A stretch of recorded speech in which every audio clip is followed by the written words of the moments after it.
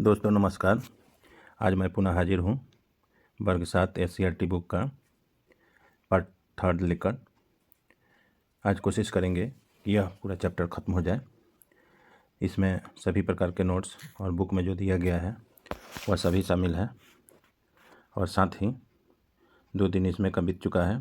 आज अध्याय 11 चलते हैं, देखते हैं इसमें क्या दिया हुआ है और साथ ही साथ इसका MCQs देखेंगे। जितने भी बुक में जो अलग अलग मार्क किया हुआ है और साथ ही जितने भी प्रश्न दिया हुआ है उसको आज सॉल्व करेंगे। तो चलिए वीडियो को शुरू करते हैं और देखते हैं। अध्याय 11 जो है रेशम से वस्त्र तक ऊन प्राप्ति के स्रोत जो है भेड़, पहाड़ी, बकरी, ऊँट, याक, लामा, अल्पेका इत्यादि के द्वारा किया जाता है। यहाँ पाठ्यपुस्तक में फ़ोटो दिया गया है। वायु जो होता है ऊष्मा का कुचालक होता है। अंगोरा नस्ल बकरी का नस्ल है। अंगोरा बकरी से ऊन प्राप्त होता है। यह जम्मू कश्मीर से पहाड़ी इलाकों में पाया जाता है। पश्मीना शॉल इन्हीं से प्राप्त किया जाता है। जो मशहूर पश्मीना शॉल है या इन्हीं से प्राप्त किया जाता है। या कि ऊन तिब्बत और लद्दाख में प्रचलित है। जो रेशा जंतुओं से प्राप्त होता है उसे जांतव रेशा कहते हैं, जैसे ऊन और रेशम। रेशा के ऊन प्राप्त करने हेतु निम्न चरणों से गुजरना पड़ता है। यानी ऊन बनाने के लिए विभिन्न चरण है। सबसे पहले जो होता है बालों की कटाई, गर्मी के मौसम में काटा जाता है। उसके बाद होता है सफाई और धुलाई। जो बाल होते हैं उसका सफाई किया जाता है और धुलाई किया जाता है। उतारे गए बालों की गंदगी साफ है तो इसे धोया जाता है, जिसे अभिमार्जक भी कहते हैं। यहाँ बालों को धोकर सुखाया जाता है। उसके बाद होता है उसका छँटाई। इस क्रम से यह ऊन तैयार किया जाता है। बालों को सुखाना, छटाई के बाद पुनः धोकर सुखाया जाता है। उसके बाद रंगाई किया जाता है। उसके बाद रेशों को सीधा करके सुलझाया जाता है, यानी जो उलझा हुआ रहता है उसको सीधा किया जाता है और तब उसके बाद जाकर बुनाई होता है। ऊनी कपड़े गर्मी इसलिए देती है क्योंकि ऊनी रेशा का फैलाव हवा को शरीर के अंदर से बाहर नहीं निकलने देता है, जो उष्मारोधी का कार्य करता है। व्यावसायिक संकट, किसी भी उद्योग में जोखिम को झेलना व्यावसायिक संकट कहलाता है। इसे शॉर्टर डिजीज भी कहते हैं। अंग्रेजी में इसे शॉर्टर डिजीज भी बोलते हैं। उन उद्योग के छंटाई विभाग में काम करने वाले व्यक्ति एंथ्रेक्स जीवाणु से संक्रमित हो जाते हैं। यह प्रश्न पूछता है कि ऐसे व्यक्ति जो उन उद्योग में काम करते हैं किस बीमारी का खतरा उनको फैलने का ज़्यादा डर रहता है। तो एंथ्रेक्स नामक जो जीवाणु होता है उससे उनको बीमारी का खतरा रहता है। आगे देखते हैं कि रेशम उद्योग चीन में शुरू हुआ था। रेशम उद्योग सबसे पहले चीन में शुरू हुआ था। जिस मार्ग से चीनी यात्री रेशम का व्यापार करते थे उसे रेशम मार्ग कहते हैं। रेशम के रेशा का निर्माण रेशम कीट के द्वारा होता है। रेशम कीट पालन को सेरीकल्चर बोलते हैं। यह परीक्षा में पूछा जाता है, सेरीकल्चर किसे कहते हैं? तो रेशम कीट पालन को सेरीकल्चर कहते हैं। रेशम कीट जीवन चक्र यहाँ दिया गया है, कैसे यह तैयार होता है। आगे देखते हैं। नर एवं मादा रेशम कीट अंडे देती है जिससे लार्वा बनता है। लार्वा शहतूत की पत्तियों को खाकर बड़े होने पर पतले तार के रूप में प्रोटीन से बना एक प्रोटीन पदार्थ स्रावित करता है, जो कठोर होकर रेशा बन जाता है। लार्वा रेशों से स्वयं को पूरी तरह से ढक लेता है और अंदर ही अंदर परिवर्तित होते रहता है। यही आवरण कोकून कहलाता है। कीट का आगे का विकास को उनके भीतर होता है। पूर्ण विकसित होने के बाद वह कोकून को तोड़कर कीट बाहर आ जाता है। तसर सिल्क कीट से रेशमी वस्त्र बनाया जाता है। तसर सिल्क कीट से रेशम वस्त्र बनाया जाता है। आगे देखते हैं। रेशे निकलने से लेकर धागा बनाने की प्रक्रिया को रेशम रीलिंग कहते हैं। यानी वह प्रक्रिया जिससे धागा बनाने से लेकर रेशा निकालने से लेकर धागा बनाने का काम किया जाता है उसको रेशम रीलिंग कहते हैं। सूती या रेशम वस्त्र की बुनाई ताना बाना की तरह होती है। ऊनी वस्त्र की बुनाई फंदे की तरह होती है। यहाँ दिया हुआ है, फोटो बनाया गया है जो हमारे पाठ्यपुस्तक में दिया गया है। उसके बाद इसका प्रश्न देखते हैं। जाड़े के दिनों में किस प्रकार के वस्त्र पहनते हैं? तो ऊनी वस्त्र पहनते हैं। इनमें से कौन जंतुओं से प्राप्त होता है? तो ऊनी और रेशमी जो वस्त्र होते हैं वो जंतुओं से प्राप्त होते हैं। रेशम प्राप्त करने के लिए रेशम कीटों का पालन करना क्या कहलाता है? तो अभी हम लोग देखें, सेरीकल्चर कहलाता है। बेमेल शब्द पर घेरा लगाएं तथा चुनाव का कारण बताएं। यहाँ बेमेल शब्द दिया गया है, जैसे अभिमार्जक, बालों की कटाई और रीलिंग। तो बालों की कटाई और अभिमार्जक एक प्रकार का है, रीलिंग हो गया, वह प्रोसेस को रीलिंग बोलते हैं। तो इसमें रीलिंग जो हो जाएगा अलग हो जाएगा। यहाँ है भेड़ लांबा, इससे ऊन प्राप्त किया जाता है। यह रेशम कीट, यह अलग हो गया। तसर अंगोरा और पश्मीना, तो यहाँ तसर हो गया। सूत, ऊन, रेशम, तो यहाँ ऊन और रेशम एक साथ है, इसमें भिन्न जो हो गया सूत हो गया। आगे बढ़ते हैं। अध्याय 12, अम्ल, क्षार और लवण। तो अम्ल जो होता है उसको अंग्रेजी में एसिड बोलते हैं। स्वाद में यह खट्टा होता है। क्षार जो होता है स्वाद में कड़वा होता है। नींबू के रस जैसा परीक्षण देने वाला पदार्थ अम्लीय कहलाता है, यानी जो खट्टा होता है वो अम्लीय होता है। साबुन के विलयन जैसा परीक्षण होने वाला पदार्थ क्षार कहलाता है। सूचक यानी इंडिकेटर उसको अंग्रेजी में बोलते हैं, इंडिकेटर। वे पदार्थ जिनके द्वारा अम्ल और क्षारीय होने की जांच करते हैं सूचक कहलाते हैं, यानी जिससे पता किया जाता है कि यह अम्ल है या क्षार है तो उसको सूचक बोलते हैं। जैसे हल्दी, लिटमस पेपर जो होता है, एस्टिक और बेस को पहचानने के काम में लाया जाता है। प्रयोगशाला में लिटमस पेपर आसानी से मिल जाता है। गुलाब की पंखुड़ी, गुड़हल और बेशरम की पंखुड़ी। हल्दी से भी हम लोग पदार्थ की अम्लीयता या क्षारीयता को जान सकते हैं।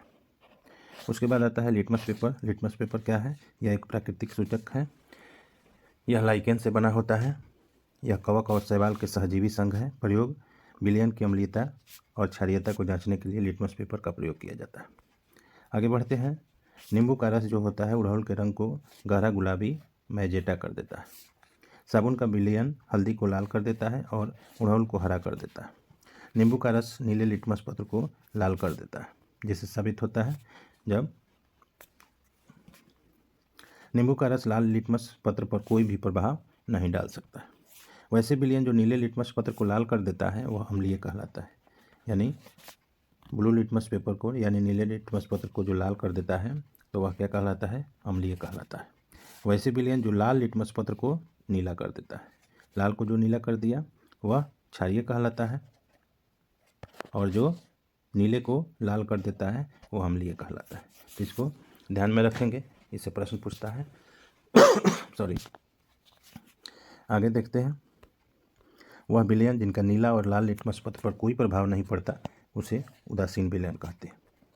जब अम्लीय विलयन में क्षारीय विलयन मिलाया जाता है तो दोनों विलयन एक दूसरे के प्रभाव को उदासीन बना देते हैं, इसलिए इसे उदासीनीकरण कहते हैं। जैसे यहाँ दिया गया है बुक में कि अम्ल जो होता है और क्षार दोनों जब प्रतिक्रिया करता है तो लवण का निर्माण होता है और उसमें से जलवाष्प निकलता है और ऊष्मा की प्राप्ति होती है। एग्जाम्पल में दिया गया है जैसे acid, hydrochloric acid, sodium hydroxide जो क्षार है NaOH, सोडियम क्लोराइड प्लस जलवाष्प यानी जल और ऊष्मा प्रदान करता है। चींटी के काटने पर त्वचा में फॉर्मिक अम्ल चला जाता है, जिसके कारण जलन होती है। जलन होने का मुख्य कारण होता है फॉर्मिक अम्ल। इसे अप्रभावी बनाने हेतु खाने वाला सोडा या कैलामाइन जिंक कार्बोनेट का विलयन मिलाकर उदासीन किया जाता है, यानी जब जलन हो तो खाने वाला सोडा को वहाँ पर रख देने से भी जलन कम हो जाता है। मिट्टी की अम्लीयता को दूर करने के लिए मिट्टी में कली चूना, कैल्शियम ऑक्साइड का बुझा हुआ चूना, कैल्शियम हाइड्रोक्साइड जैसे क्षार का उपयोग किया जाता है। मिट्टी की क्षारीयता दूर करने के लिए मिट्टी में जैव पदार्थ मिलाया जाता है। अम्लीय पदार्थ के पानी में बहने से जलीय जीव नष्ट हो जाते हैं। दांतों का क्षय अम्ल के कारण होता है, इसलिए टूथपेस्ट में क्षारीय पदार्थ मिलाया जाता है जिससे दांत के क्षय को रोका जा सके। अम्ल वर्षा भवन, ऐतिहासिक इमारत, पौधे, जंतु को क्षति पहुंचाते हैं। कारखाने से निकलने वाले कार्बन डाइऑक्साइड, सल्फर डाइऑक्साइड और नाइट्रोजन डाइऑक्साइड जैसे गैस वर्षा जल में घुलकर क्रमशः कार्बनिक अम्ल, सल्फ्यूरिक अम्ल और नाइट्रिक अम्ल बनाती है, जो अम्ल वर्षा के रूप में पृथ्वी पर आते हैं। इसी को अंग्रेजी में एसिड रेन बोलते हैं, एसिड रेन। आगे देखते हैं। क्या आप जानते हैं अम्ल का नाम? यहाँ पर दिया हुआ है SCRT के पाठ्य पुस्तक में कि एसिटिक अम्ल जो होता है वह सिरका में पाया जाता है। फॉर्मिक अम्ल चींटी का डंक। साइट्रिक अम्ल नींबू कुल के सिट्रिक फल, जितने भी संतरा, नींबू आदि होते हैं उसमें साइट्रिक अम्ल पाया जाता है। दही में लैक्टिक अम्ल पाया जाता है। ऑक्जेलिक अम्ल पालक इत्यादि सागों में पाया जाता है। एस्कॉर्बिक अम्ल विटामिन C का वैज्ञानिक नाम है, वह आंवला में पाया जाता है या साइट्रस फल में पाया जाता है। टार्टरिक अम्ल जो होता है इमली, अंगूर, कच्चे आम में पाया जाता है। आगे बढ़ते हैं। क्षार का नाम किस में पाया जाता है? वह तो अम्ल हो गया। यहाँ क्षार दिया हुआ है कैल्शियम हाइड्रोक्साइड चूने का पानी, अमोनियम हाइड्रोक्साइड खिड़की के कांच आदि साफ करने के लिए उपयोग किया जाता है। सोडियम हाइड्रोक्साइड या पोटेशियम हाइड्रोक्साइड साबुन में प्रयोग किया जाता है। मैग्नीशियम हाइड्रोक्साइड दूधिया मैग्नीशियम, मिल्क ऑफ मैग्नीशिया जो एंटासिड वगैरह होता है गैस को मारने के लिए, उसमें प्रयोग किया जाता है। उसके बाद आते हैं यहाँ दिया हुआ है रिक्त स्थानों की पूर्ति करें। तो अम्ल जो होता है नीले लिटमस पत्र को लाल कर देता है। अम्ल का स्वाद खट्टा और क्षार का स्वाद कड़वा होता है। उदासीनीकरण अभिक्रिया में अम्ल और क्षार, उदासीनीकरण अभिक्रिया में यहाँ हो जाएगा साल्ट बनता है और जल का निर्माण होता है। हल्दी पत्र पर खड़िया पाउडर घोल डालने से इसका रंग रेड हो जाता है यानी लाल हो जाता है। नीला थोथा कॉपर सल्फेट एक लवण है। आगे बढ़ते हैं। कॉलम मिलाना है जो कि फेनोप्थलीन जो हो जाएगा वह एक प्रकार का सूचक है। अंगूर जो होता है उसमें पाया जाता है टार्ट्रिक अम्ल। कली चूना जो है वह क्षार है। लाल चींटी के रंग में फॉर्मिक अम्ल पाया जाता है। वाटर कलर उदासीन होता है। यह था इसका अभ्यास का प्रश्न। आगे देखते हैं। मिट्टी 13वां अध्याय है। मिट्टी का निर्माण पवन जल और वायु की क्रिया से चट्टानों में अपक्षयन होता है और उसके टूटने फूटने से मिट्टी का निर्माण होता है। ह्यूमस मिट्टी में उपस्थित सड़े गले जैव पदार्थ को ह्यूमस बोलते हैं। इसके पहले के भी वीडियो में बताया गया था कि ह्यूमस किसे कहते हैं। मिट्टी की परत जो होती है, ऊपरी परत जो होता है शीर्ष मिट्टी कहलाता है, गहरे रंग की होती है। ह्यूमस और खनिज लवण समृद्ध होता है। सबसे ज़्यादा जल धारण करती है। छोटे पेड़ पौधे एवं जड़ें इसी परत में होती है, ह्यूमस में। उसके बाद आता है मध्य परत। समानतः कठोर अधिक घनी होती है। शीर्ष मृदा के नीचे होती है। शीर्ष मृदा के नीचे होती है यानी ऊपरी जो मृदा होता है उसके नीचे यह मध्य परत होता है। यह उसके अपेक्षा कम ह्यूमस होता है, खनिज ज़्यादा होता है। तीसरी जो परत होती है दरारों और दरार मुक्त चट्टान के छोटे ढेला से बनी होती है। चौथी परत जो होती है वह तीसरी परत के नीचे आधार शैलों से बनी होती है। यह कठोर होता है, जितने नीचे जाते जाएंगे वह भी कठोर होगा। इसे कुदाल से कोड़ने में कठिनाई होती है। उसके बाद आता है मिट्टी के प्रकार। आधार मिट्टी में पाए जाने वाले चट्टान के कण के आधार पर मिट्टी को अलग अलग प्रकारों में बांटा गया है, जिसमें सबसे पहला आता है बलुई मिट्टी। इस मिट्टी में बड़े कणों का अनुपात ज़्यादा होता है। इसके कण अपेक्षाकृत बड़े होने के कारण इसके बीच रिक्त स्थान होते हैं। ये रिक्त स्थान वायु से भरे रहते हैं। वायु के कणों के बीच में जल निकासी तेजी से होता है। उसके आधार पर चिकनी मिट्टी दूसरा प्रकार है। इस मिट्टी में सूक्ष्म कणों का अनुपात ज़्यादा होता है। इसके कण छोटे होने के कारण आपस में जुड़े रहते हैं। उनके बीच रिक्त स्थान कम होता है। इनके बीच वायु कम रहती है। यह भारी मिट्टी होता है। इसमें जल की धारण करने की क्षमता ज़्यादा होती है। इसमें नमी ज़्यादा देर तक बनी रहती है। खिलौने बर्तन बनाने मूर्ति बनाने के काम में इस मिट्टी का प्रयोग किया जाता है। उसके बाद होता है दोमट मिट्टी। तीसरा होता है इस मिट्टी में छोटे कोण और बड़े कोणों का अनुपात लगभग समान होता है। पादप उगाने की सबसे अच्छी मिट्टी होती है। इसमें ह्यूमस अच्छी तरह होता है। खेती के लिए भी सबसे ज़्यादा इसी का प्रयोग होता है। जल धारण की क्षमता इसमें ज़्यादा होती है। आगे बढ़ते हैं। अभी तक हमारे वीडियो को यदि आप लोग सब्सक्राइब नहीं किए हैं तो ज़रूर सब्सक्राइब कर लें, लाइक करें, कमेंट्स करें और अपने दोस्तों को शेयर करें, जिससे हमारा भी मनोबल बढ़े और हम भी आपके लिए बेहतर से बेहतर प्रयास करें। तो लाइक ज़रूर करें। चिकनी मिट्टी और दोमट मिट्टी में उगने वाले पौधे इसमें जल धारण क्षमता ज़्यादा होती है, जैसे गेहूँ, मक्का, चना, धान इत्यादि उगाने वाले मिट्टी जो होता है। उसके बाद आता है आदर्श मिट्टी। जैव पदार्थ से समृद्ध हो, अच्छी जल धारण क्षमता इसमें होती है। उसके बाद आता है दोमट और बालू मिट्टी में उगने वाले पौधे जिसमें जल निकासी अच्छे से हो, जैसे अरहर, मसूर, अन्य दाल, आलू, यह सब दोमट मिट्टी में ज़्यादा पैदावार होता है। अपर्दन क्या कहलाता है? मिट्टी का कटाव अपर्दन कहलाता है। पवन, पानी या बर्फ़ द्वारा मिट्टी की ऊपरी सतह जो होता है वह कट जाता है। इसी को अपर्दन बोलते हैं, इरोशन अंग्रेजी में बोलते हैं। पेड़ पौधे की जड़ें मिट्टी को मजबूती प्रदान करती है, जिससे मृदा अपर्दन कम होता है। आगे देखते हैं। अभ्यास इसका है। जल धारण क्षमता सबसे अधिक होती है चिकनी मिट्टी में। धान की फसल के लिए उपयुक्त मिट्टी है बलुई मिट्टी, केवल दोमट मिट्टी, चिकनी और दोमट मिट्टी, केवल चिकनी मिट्टी। तो इसमें हो जाएगा आपको चिकनी एवं दोमट मिट्टी। किस प्रकार की मिट्टी में अंतः श्रवण दर सबसे अधिक होती है? तो यह बलुई मिट्टी में हो जाएगा। अध्याय 14 देखते हैं कि पौधों में संवहन यानी खाद्य पदार्थों का संवहन कैसे होता है, किस प्रकार से होता है। तो मूल रोम पौधों की जड़ों में धागे जैसी संरचना होती है, जिसे मूल रोम कहते हैं। यह मृदा से जल और खनिज लवण का अवशोषण करती है और अवशोषित जल को पत्तियों तक पहुंचाती है। संवहन जल, खनिज, लवण और भोजन का पौधों के विभिन्न भागों तक पहुँचाना संवहन कहलाता है। पौधों में संवहन ऊतक दो प्रकार के पाए जाते हैं, जाइलम और फ्लोएम।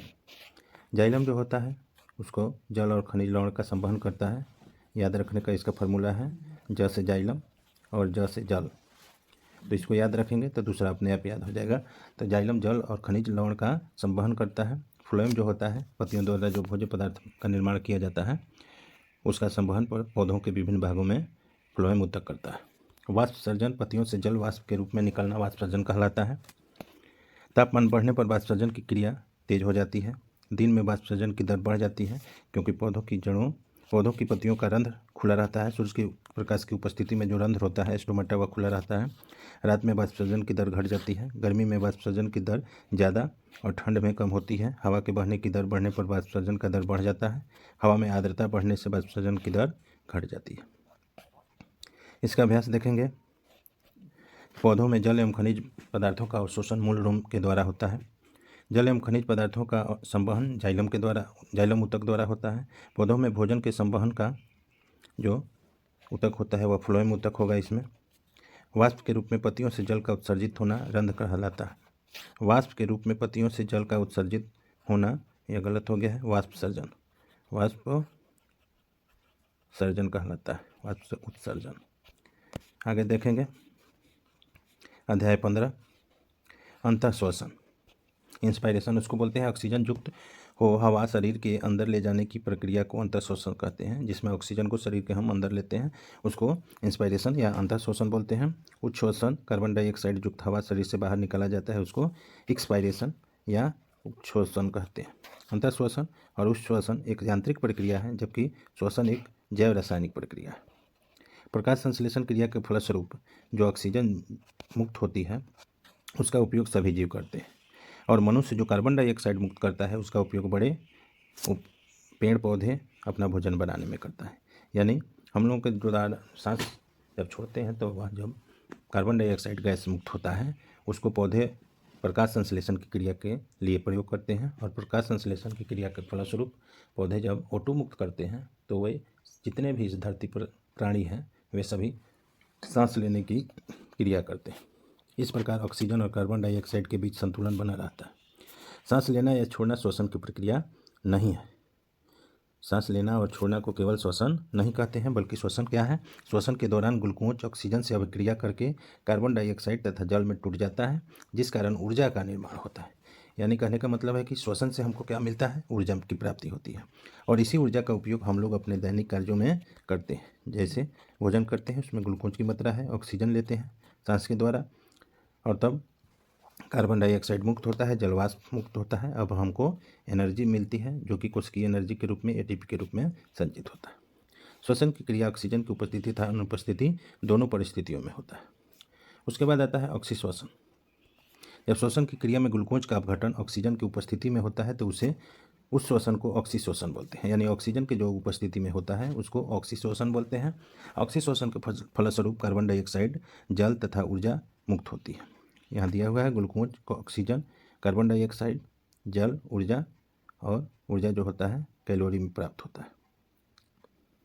इस प्रकार का श्वसन उच्च वर्गीय पौधे तथा जंतुओं में होता है। यानी हम लोगों में ऑक्सीश्वसन होता है, पौधों में भी ऑक्सीश्वसन होता है, उच्च वर्गीय जो जंतु है उन सब में ऑक्सीश्वसन होता है। अनॉक्सीश्वसन जो होता है जब श्वसन की क्रिया में ग्लूकोज का विघटन ऑक्सीजन की अनुपस्थिति में होता है तब उसे अनॉक्सीश्वसन बोलते हैं।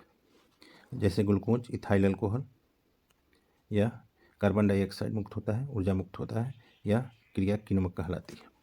किण्वक ऑक्सीजन की अनुपस्थिति में ग्लूकोज का अल्कोहल के रूप में विघटित होना किण्वन कहलाता है। आगे बढ़ते हैं।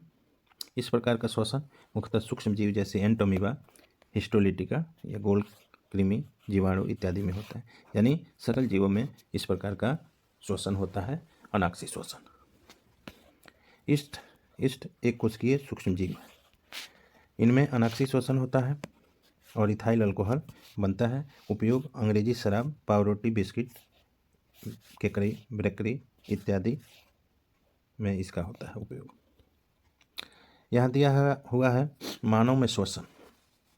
श्वसन के मुख्य जो अंग है हमारे शरीर में नासा द्वार है, नासा गुहा है, मुख गुहा है, ग्रसनी है, श्वास नली है, फेफड़ा है, फेफड़ा के नीचे यह डायफ्राम बना दिया गया। यह सभी तंत्र जो आते हैं यह श्वसन के प्रमुख भाग है। नासाद्वार के द्वारा ऑक्सीजन युक्त हवा लेने के बाद नासा गुहा द्वारा श्वास नली से होकर हवा हमारे फेफड़े में पहुंचता है। फेफड़ा वक्ष गुहा में स्थित होता है। डायफ्राम द्वारा वक्ष गुहा को आधार प्रदान किया जाता है। उसके बाद आता है कि अंतः श्वसन के दौरान डायफ्राम नीचे चला जाता है, यानी जब सांस लेते हैं तो यह डायफ्राम जो है यह नीचे चला जाता है, जब सांस छोड़ते हैं तो फिर यह ऊपर की ओर चला जाता है। तो यह इसका बेस है यानी आधार है, इसी पर यह टिका रहता है। आगे देखते हैं। उच्च श्वसन के दौरान डायफ्राम अपनी पूर्व स्थिति में आ जाता है, पसलियाँ नीचे की ओर आ जाती है और वक्ष गुहा से कूदता है और जिससे वायु फेफड़ा से बाहर आ जाता है। ऑक्सीजन युक्त ली गई वायु को रक्त द्वारा शरीर के विभिन्न भागों की कोशिकाओं में पहुँचाया जाता है। ऑक्सीजन का वहन लाल रक्त कोशिका, जिसको आरबीसी बोलते हैं, यह हीमोग्लोबिन के द्वारा होता है। यह हीमोग्लोबिन ऑक्सीजन से मिलकर ऑक्सी हीमोग्लोबिन बनाता है और ऑक्सीजन विभिन्न कोशिकाओं में फैल जाता है। पुनः हीमोग्लोबिन कार्बन डाइऑक्साइड से मिलकर कार्बोक्सी हीमोग्लोबिन बनाता है और फिर वह रक्त द्वारा फेफड़ा में आता है और फेफड़ा से वह कार्बन डाइऑक्साइड बाहर चला जाता है। हीमोग्लोबिन फिर स्वच्छ जो वायु होता है ऑक्सीजन से मिलकर ऑक्सी हीमोग्लोबिन का कार्य करता है। इस प्रकार यह चक्र चलते रहता है। इस कार्बन डाइऑक्साइड को निकालने के लिए रक्त कार्बन डाइऑक्साइड को फेफड़ा तक लाता है, जहाँ से कार्बन डाइऑक्साइड नासाद्वार के द्वारा बाहर निकाल दिया जाता है। गाय, भेड़, मेढक, छिपकली, मुर्गी, मनुष्य तथा फेफड़ा वक्ष गुहा के अंदर आता है। उसके बाद आता है विभिन्न जंतुओं में श्वसन। यहाँ देखेंगे किस जंतु में किसके द्वारा श्वसन किया जाता है, यह परीक्षा में पूछता है। अमीबा में शरीर की सतह द्वारा होता है। पैरामीशियम शरीर की सतह द्वारा होता है। केंचुआ शरीर की सतह या त्वचा द्वारा होता है। कीट में ट्रेकिया द्वारा श्वसन होता है। जीवाणुओं में मीसोसोम द्वारा होता है। सरीसृप में फेफड़ा द्वारा होता है। पक्षियों में फेफड़ा द्वारा होता है। स्तनधारी में फेफड़ा द्वारा होता है। मछली में गलफड़ द्वारा होता है। मेढक में त्वचा या फेफड़ा द्वारा होता है। तिलचट्टा में श्वासरंध्र या शरीर का जो छिद्र होता है उसके द्वारा होता है। पौधों में श्वसन, पौधा सांस लेने के लिए पत्तियों में पाए जाने वाले एस्टोमाटा जो छिद्र होता है यहाँ पर दिखाया गया है, यह माइक्रोस्कोप से दिखाया गया है बड़ा करके, आवर्धित करके। यह एस्टोमाटा है। ऑक्सीजन और कार्बन डाइऑक्साइड गैसों का विनिमय इसी के द्वारा करता है। पौधों में प्रकाश संश्लेषण की क्रिया से पौधे कार्बन डाइऑक्साइड लेते हैं और ऑक्सीजन बाहर मुक्त करते हैं। रात्रि में जब प्रकाश संश्लेषण की क्रिया नहीं होती है तो ऑक्सीजन की मात्रा वातावरण में कम हो जाती है, जिसके कारण वृक्षों के नीचे सोने पर कठिनाई और गर्मी पड़ती है।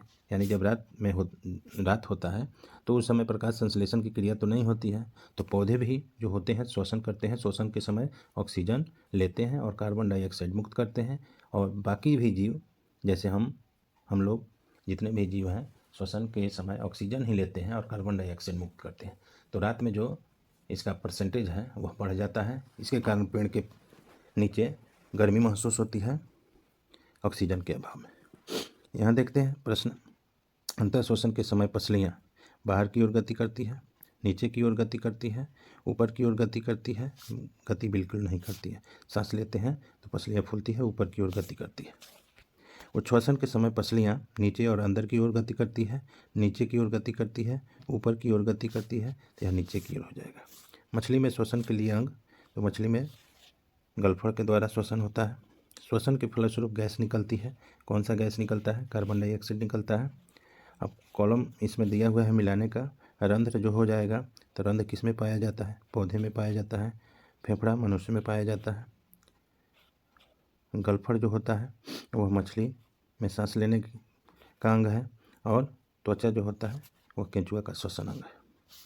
उसके बाद आगे बढ़ते हैं। अंतः श्वसन में डैश गैस यानी ऑक्सीजन गैस प्रयुक्त होता है तथा उच्छ्वसन में कार्बन डाइऑक्साइड प्रयुक्त होता है। तो यहाँ हो जाएगा O2 और यहाँ हो जाएगा CO2। कार्बन डाइऑक्साइड चूने के पानी को दूधिया कर देता है, यह दूधिया हो जाएगा इसमें। ऑक्सीजन की उपस्थिति में होने वाली श्वसन इसको बोलते हैं ऑक्सी श्वसन, और अंग्रेजी में इसको एरोबिक रेस्पिरेशन बोलते हैं। और यहाँ हो जाएगा अनाक्सी श्वसन। अनाक्सी श्वसन डैश की अनुपस्थिति में होता है, यानी अनाक्सी श्वसन ऑक्सीजन की अनुपस्थिति में होता है। अध्याय 16 है। प्रकाश सीधी रेखा में गमन करती है। प्रकाश का यह करैक्टर है कि प्रकाश हमेशा सीधी रेखा में गमन करती है। इसका चर्चा ऑप्टिका बुक में यूक्लिड के द्वारा किया गया है 300 BC प्रकाश का प्रवर्तन चमकदार सतह द्वारा प्रकाश की दिशा में बदलाव यह प्रकाश का प्रवर्तन कहलाता है। कोई भी पॉलिश किया हुआ अथवा चमकदार सतह दर्पण की भांति कार्य करता है। यहाँ वास्तविक प्रतिबिंब जिसे पर्दे पर उतारा जा सके, काल्पनिक प्रतिबिंब उसको बोलते हैं जिसे पर्दे पर उतारा नहीं जा सके। जैसे समतल दर्पण प्रतिबिंब है। समतल दर्पण में परीक्षा में पूछ देता है कि समतल दर्पण में किस प्रकार का प्रतिबिंब बनता है, तो सीधा होता है, काल्पनिक होता है, आभासी होता है, वस्तु के बराबर होता है और पार्श्व उल्टा होता है। समतल दर्पण में दर्पण से वस्तु की दूरी और प्रतिबिंब की दूरी समान होती है। यह दिया हुआ है। गोलीय दर्पण यहाँ बनाया गया है। यह अवतल है, यह उत्तल दर्पण है। जिसका परावर्तक सतह जो उठा रहता है अवतल कहलाता है, जिसका धंसा रहता है वह परावर्तक सतह जिसका उठा रहता है अवतल कहलाता है, जिसका धंसा रहता है वह अवतल कहलाता है। यहाँ दिया हुआ है, इसको देखेंगे आगे।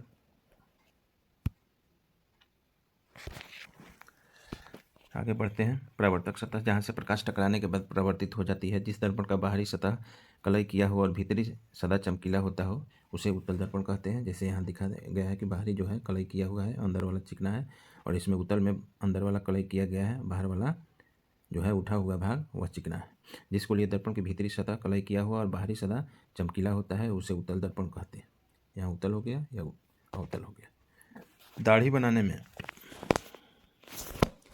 बनाने में आँख, कान, नाक, जीभ और दांत के डॉक्टर द्वारा गाड़ी के हेडलाइट में, सोलर कुकर में इस सब का प्रयोग अवतल दर्पण का किया जाता है। अवतल दर्पण का प्रयोग किस में किया जाता है? दाढ़ी बनाने में आँख, कान, नाक के डॉक्टर इस्तेमाल करते हैं गाड़ी की हेडलाइट में और सोलर कुकर में। जबकि उत्तल दर्पण का प्रयोग करते हैं साइड मिरर के रूप में, यानी जहाँ ड्राइवर बैठा रहता है उसके दोनों साइड में बगल में शीशा रहता है या बीच में शीशा पीछे के वस्तुओं को देखने के लिए रहता है, उसमें प्रयोग किया जाता है। इसमें प्रतिबिंब जो बनता है वस्तु से छोटा होता है, आभासी होता है, हमेशा पीछे सीधा बनता है, ध्रुव और फोकस के बीच बनता है। लेंस उपयोग। चश्मा, दूरबीन, कैमरा में लेंस का प्रयोग किया जाता है। अवतल लेंस वह लेंस जो किनारों की अपेक्षा बीच में पतला होता है, प्रतीत होता है, अवतल लेंस कहलाता है। प्रतिबिंब हमेशा सीधा आभासी बनता है। उत्तल लेंस, इसको आवर्धक लेंस पर बोलते हैं, वह लेंस जो किनारों की अपेक्षा बीच में मोटा होता है, यह जैसे दिया हुआ है, यह उत्तल लेंस कहलाता है। इसमें प्रतिबिंब वास्तविक और उल्टा बनता है। सूर्य का प्रकाश विभिन्न रंगों का मिश्रण होता है। इंद्रधनुष आकाश में सूर्य के विपरीत दिशा में निकलता है। अनेक रंगों का एक बड़े धनुष जैसा दिखाई देता है। श्वेत रंग 7 रंगों से मिलकर बना होता है। यह प्रिज्म है। श्वेत रंग जब प्रिज्म से गुजारा जाता है तो वह 7 रंगों में विभाजित हो जाता है। यहाँ अभ्यास दिया गया है। जिस प्रतिबिंब को पर्दे पर उतारा जा सके वह क्या कहलाता है? यहाँ दिया गया है, अभी हम लोग पढ़े हैं। जिसे पर्दे पर उतारा जा सके, वास्तविक प्रतिबिंब। ठीक है, इस पाठ में जो भी प्रश्न है यहाँ दिया गया है। आगे बढ़ते हैं, यहाँ मैच करा लेते हैं। समतल दर्पण जो होता है वह धातु या आवर्धित, समतल दर्पण जो है वो आपको अवतल दर्पण जो होता है इसका उल्टा तथा आवर्धित प्रतिबिंब बन सकता है। उसके बाद है समतल दर्पण सीधा तथा वस्तु के आकार का प्रतिबिंब बनाता है। उसके बाद है यह सीधा तथा वस्तु के आकार से छोटा प्रतिबिंब उत्तल दर्पण बनाता है। उसके बाद दांतों का आवर्धित प्रतिबिंब बनाता है, जिसके कारण दंत चिकित्सक उपयोग में लाते हैं, यह अवतल दर्पण हो जाएगा। और बाकी जो बच जाएगा यह। आगे बढ़ते हैं, इसमें पौधों में प्रजनन, रिप्रोडक्शन इन प्लांट्स। तो जनकों द्वारा अपने जैसे संतति उत्पन्न करने की क्षमता को जनन कहते हैं। पौधों का जनन भाग जड़, तना, पत्ती, कली, बीज इत्यादि कहलाता है। यह कायिक भाग है। जड़, तना, पत्ती, कली 2 प्रकार के जनन होते हैं। एक लैंगिक जनन होता है, दूसरा अलैंगिक जनन होता है। जड़ तथा पत्ती, कली द्वारा पौधे का जन्म जो होता है अलैंगिक जनन के द्वारा होता है। इसमें बीज द्वारा नए पौधे का जन्म होता है, जिसको लैंगिक जनन बोलते हैं। गुलाब, सहजन, नींबू या अमरूद का कलम, मनी प्लांट, आलू, गन्ना, हल्दी, अदरक, ब्रायोफाइलम की पत्तियों में उपस्थित कली से नए पौधे का जन्म होता है। यह सब कहलाता है अलैंगिक जनन। यहाँ दिया हुआ है मुकुलन जो है ईस्ट और हाइड्रा में मुकुलन होता है। बडिंग ईस्ट कोशिका में छोटी छोटी बल्ब जैसी रचना होती है जो मुकुल कहलाती है। मुकुल विकसित होकर अलग नई कोशिका बना लेती है। दोस्तों, अभी तक हमारे चैनल को यदि सब्सक्राइब नहीं किए हैं तो सब्सक्राइब कर दें, लाइक करें, कमेंट करें। वीडियो में या कोई कंटेंट में और सुधार की ज़रूरत है तो इसको हम देखेंगे और सुधार करेंगे। इसलिए आप लोग लाइक करें, शेयर करें और अपने दोस्तों के बीच इसको शेयर ज़रूर करें और कमेंट्स करें। आगे देखते हैं। पौधे की किसी शाखा को मिट्टी में दबा दिया जाता है और वहाँ मिट्टी को नम रखा जाता है। 15 से 20 दिन बाद वहाँ से जड़ें निकलती है, फिर उसको काट के नया पौधा बनाया जा सकता है। जैसे यह देखते हैं हम लोग गुलाब का पौधा या गुड़हल का पौधा लगाते हैं तो इस प्रकार करते हैं। तो यह सब अलैंगिक जनन के उदाहरण है। उसके बाद आता है खंडन, फ्रेगमेंटेशन। इसके द्वारा नदियों या तालाबों के किनारे हरे रंग की संरचना शैवाल होती है। यह खंडन द्वारा वृद्धि करता है, यानी उसमें से टूट जाता है, फिर वह वृद्धि करता है, फिर वह टूट जाता है। जितना टुकड़ा हो जाता है वहाँ से नए पौधे का जन्म हो जाता है। बीजाणु निर्माण, कवक के बीजाणु हल्का होते हैं और यह हवा में तैरते रहते हैं, जिनके कारण नए नए कवक उगते हैं। लैंगिक जनन में क्या होता है? इनमें बीज द्वारा नए पौधे का जन्म होता है। सेक्सुअल रिप्रोडक्शन इसको बोलते हैं। इसमें नर एवं मादा युग्मक मिलकर जाइगोट का निर्माण करते हैं। परागकण का वर्तिकाग्र पर स्थानांतरण परागण कहलाता है, यानी परागकण जो होता है पोलन ग्रेन वह वर्तिकाग्र पर स्थानांतरित हो जाता है। इस क्रिया को परागण कहते हैं। निषेचन, नर एवं मादा युग्मकों का मिलना निषेचन कहलाता है। लैंगिक जनन, निषेचन के बाद बीजांड से बीज एवं अंडाशय से फल बनता है। बीजांड से बीज बनता है और अंडाशय से फल का निर्माण होता है। यह परीक्षा में पूछता है, इस पर ध्यान देंगे। फल एक परिपक्व अंडाशय है। बीजों का परिकीर्णन, बीजों का एक जगह से दूसरे जगह स्थानांतरण बीजों का परिकीर्णन कहलाता है। यह परिकीर्णन किन किन माध्यमों से हो सकता है? जल द्वारा होता है, वायु द्वारा होता है, पक्षियों द्वारा होता है। तो यह अलग अलग माध्यमों से यह बीजों का परिकीर्णन यानी एक जगह से दूसरे जगह जाना परिकीर्णन कहलाता है। अध्याय 8, फूलों से जान पहचान। फूल के मुख्य 4 भाग होते हैं: अंकुड़ी, पंखुड़ी, पुंकेसर, स्त्री केसर। यानी यह इसके पहले वाला वीडियो में हो गया है।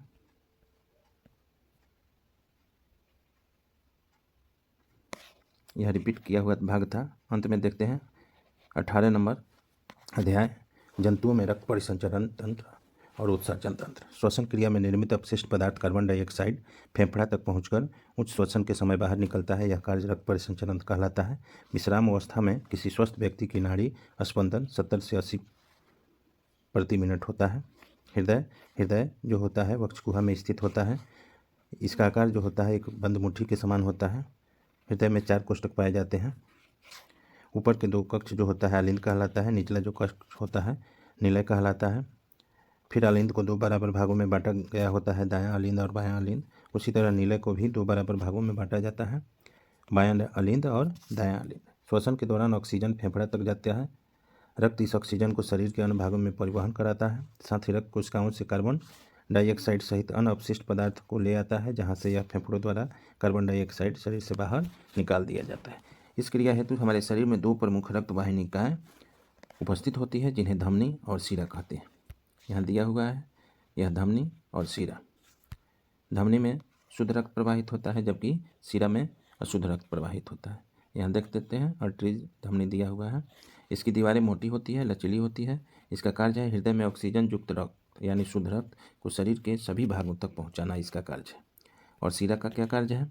शिरा जो है भेन इसको बोलते हैं। इसकी दीवारें पतली होती है। यह कार्बन डाइऑक्साइड युक्त यानी अशुद्ध रक्त जो होता है वह शरीर के सभी भागों से इकट्ठा करके हृदय में लाता है और फिर हृदय से फेफड़ा में पहुंच जाता है और फेफड़ा में श्वसन द्वारा कार्बन डाइऑक्साइड बाहर निकाल दिया जाता है। इस प्रकार यह क्रम चलते रहता है। उसके बाद है फुसफुस धमनी। फुसफुस धमनी यह कार्बन डाइऑक्साइड युक्त रक्त यानी अशुद्ध रक्त को फेफड़ों में ले जाती है। उसको फुसफुस धमनी बोलते हैं। अंग्रेजी में इसको पल्मोनरी आर्टरीज बोलते हैं। फुसफुस शिरा यानी पल्मोनरी वेन या ऑक्सीजन युक्त, यह अपवाद है। यहाँ शिरा है लेकिन यह ऑक्सीजन युक्त है। और यहाँ धमनी था जिसमें क्या था? अशुद्ध रक्त था। तो यह हमारे शरीर में अपवाद के रूप में जो होता है धमनी शिरा होता है, जिसमें अशुद्ध और शुद्ध उल्टा हो जाता है। हृदय स्पंदन, हार्ट बीट। हृदय मांसपेशियों का लयबद्ध सिकुड़ना और फैलना हृदय स्पंदन या हार्ट बीट कहलाता है। इसका मापन हम स्टेथोस्कोप यानी जिसको आला बोलते हैं उससे करते हैं। रक्त परिसंचरण तंत्र की खोज विलियम हार्वे के द्वारा किया गया था 1578 से 1657 ईस्वी में, जिनका निधन 3 जून 1657 ईस्वी में हो गया। विलियम हार्वे को फादर ऑफ सर्कुलेटरी सिस्टम या फादर ऑफ सर्कुलेटरी सिस्टम रक्त परिसंचरण तंत्र के खोजकर्ता के रूप में जानते हैं। जंतुओं में उत्सर्जन अंग जो होता है वह फेफड़ा, यकृत, गुर्दा, किडनी, गुर्दा, मूत्रनाली, त्वचा इत्यादि कहलाता है। मनुष्य में श्वसन के दौरान अपशिष्ट पदार्थ कार्बन डाइऑक्साइड निकलता है। पाचन के दौरान अपचित भोजन मल के रूप में शरीर से बाहर निकलता है। किडनी जो होता है रक्त को छानकर यूरिया, नाइट्रोजन युक्त विषैला पदार्थ का उत्सर्जन करता है। किडनी का आकृति जो होता है सेम के बीज की तरह होता है। यह हमारे शरीर में 2 होता है। प्रतिदिन 1100 से 2 लीटर 1100 से 2000 मिलीलीटर यानी 1.1 से 2 लीटर रक्त को छानता है। मनुष्य में रक्त 5 से 6 लीटर होता है। मूत्र में 95% जल होता है, 2.5% यूरिया होता है और 2.5% अन्य अपशिष्ट पदार्थ होता है। इसके पहले यूपीएससी वाला पीआरई एग्जाम में पूछा था कि रक्त में यूरिया का कितना मात्रा होता है। ऑप्शन में उसमें 2 दिया था, तो ऑप्शन के हिसाब से इसका जवाब देंगे। 2 दिया रहेगा 2 देंगे या 2.5 देंगे। डायलिसिस कृत्रिम वृक्क खराब होने पर या चोट लगने पर यह निष्क्रिय हो जाता है, तो डायलिसिस मशीन द्वारा उसके शरीर से पानी को निकाला जाता है, यानी किडनी का काम यह आर्टिफिशियल वृक्क करता है। त्वचा की निचली परत पर श्वेत ग्रंथियाँ पाई जाती है जिससे हमें पसीना निकलता है। पसीने से जल और लवण होते हैं, इसलिए गर्मियों में पसीने से कपड़े पर सफ़ेद धागे पड़ जाते हैं। अब इस पाठ से हमने क्या सीखा कि रक्त वह तरल पदार्थ है जो जंतुओं के रक्त वाहिनियों में प्रवाहित होता है। हमारे रक्त में 2 प्रकार की कोशिकाएं होती है, आरबीसी और डब्ल्यूबीसी। रक्त का लाल रंग हीमोग्लोबिन की उपस्थिति के कारण होता है। रक्त का थक्का जमना उसमें उपस्थित प्लेटलेट्स के कारण होता है। हमारे शरीर में 2 प्रकार के रक्त वाहिनियाँ पाई जाती है, धमनी और शिरा। धमनियाँ हृदय में ऑक्सीजन सहित रक्त को शरीर के सभी भागों में ले जाता है एवं शिराएँ कार्बन डाइऑक्साइड युक्त रक्त को शरीर के सभी भागों में वापस ले आता है। यह महत्वपूर्ण है, इसको याद कर लेना है, परीक्षा के दृष्टिकोण से अच्छा है। उसके बाद देखते हैं अभ्यास प्रश्न। रक्त वह द्रव है जो जंतुओं के किस भाग में प्रवाहित होता है, तो यह हो जाएगा रक्त वाहिनियों में। रक्त का लाल रंग किस वर्ण के कारण होता है, हीमोग्लोबिन के कारण। रक्त की वे कोशिकाएं जो रोगाणुओं को नष्ट करती है वह डब्ल्यूबीसी होता है। रक्त का थक्का बनना इस कोशिका की उपस्थिति के कारण होता है, तो प्लेटलेट्स के कारण होता है। विश्राम की अवस्था में एक स्वस्थ व्यक्ति की नाड़ी स्पंदन दर है 72 से 80 दिया होगा, या ऑप्शन में 72 होगा तो 72 ही होगा। उसके बाद है भरने वाला रिक्त स्थानों की पूर्ति करने वे रक्त वाहिनियाँ जो हृदय से ऑक्सीजन समृद्ध रक्त को शरीर के सभी भागों में ले जाती है। वे रक्त वाहिनियाँ जो हृदय से ऑक्सीजन युक्त समृद्ध रक्त को शरीर के सभी भागों में ले जाती है, धमनी कहलाती है। वे रक्त वाहिनियाँ जो कार्बन डाइऑक्साइड समृद्ध रक्त को शरीर के सभी भागों से वापस लाती है, शिरा कहलाता है। डॉक्टर हृदय धड़कन को मापने के लिए स्टेथोस्कोप का प्रयोग करते हैं, जिसको आला बोलते हैं। अपशिष्ट पदार्थों को शरीर से बाहर निकालने की प्रक्रिया उत्सर्जन कहलाती है। उत्सर्जन हमारे शरीर में लगभग इतना लीटर रक्त होता है, 5 से 6 लीटर रक्त होता है। उसके बाद है हमारे हृदय 4 कोष्ठक में बंटा होता है। सही गलत का निशान तो सही है। गुर्दे की आकृति गेंद की तरह होती है, गलत है। सेम के बीज की आकृति की तरह होता है। स्पंज हाइड्रा जैसे जंतुओं में रक्त नहीं पाया जाता है, सही है। धमनियाँ ऑक्सीजन समृद्ध होती है, सही है। शिराएँ कार्बन डाइऑक्साइड विहीन होती है, विहीन है, इसलिए यह गलत हो जाएगा। युक्त होता तो सही रहता। यहाँ है मिलान करने वाला। धमनी एवं शिरा जो होता है वह रक्त परिसंचरण तंत्र रक्त वाहिनियाँ कहलाती है। अपशिष्ट पदार्थ जो होता है यूरिया, लवण है। स्टेथोस्कोप से धड़कन मापा जाता है। डायलिसिस रक्त को छानने की क्रिया कहलाती है। विलियम हार्वे को रक्त परिसंचरण तंत्र के जनक कहते हैं। तो मित्रों, वीडियो कैसा लगा? इसके साथ ही वर्ग 7 का पूर्ण रूप से यह हमारा समाप्त होता है। वीडियो कैसा लगा? अभी तक आप सब्सक्राइब नहीं किए हैं तो सब्सक्राइब करें। हमारे चैनल पर यदि नए हैं तो सब्सक्राइब करें, लाइक करें, कमेंट करें, अपने दोस्तों को शेयर ज़रूर करें। तो इसी के साथ आज का वर्ग 7 का SCERT पुस्तक का विज्ञान का सभी भाग, साथ ही साथ सभी MCQs समाप्त होता है। Thank you. धन्यवाद।